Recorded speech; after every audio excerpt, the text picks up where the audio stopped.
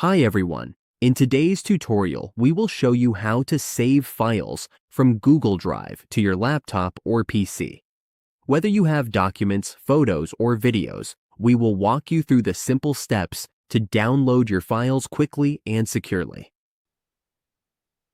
If you already have a shared link that someone has sent you, all you need to do is copy that link and paste it into the URL bar. As you can see, once you paste it there, you will be able to open and view the file. To save this file to your PC, just click the download button at the top left of the page. Click that button, and the file will automatically save to your computer. As you can see, it is now downloading. We just need to wait for it to finish. Now, if you have files stored in your own Google Drive, for example, you open your drive and want to download a file and save it to your laptop or PC. Simply select the file you want. Then click Download.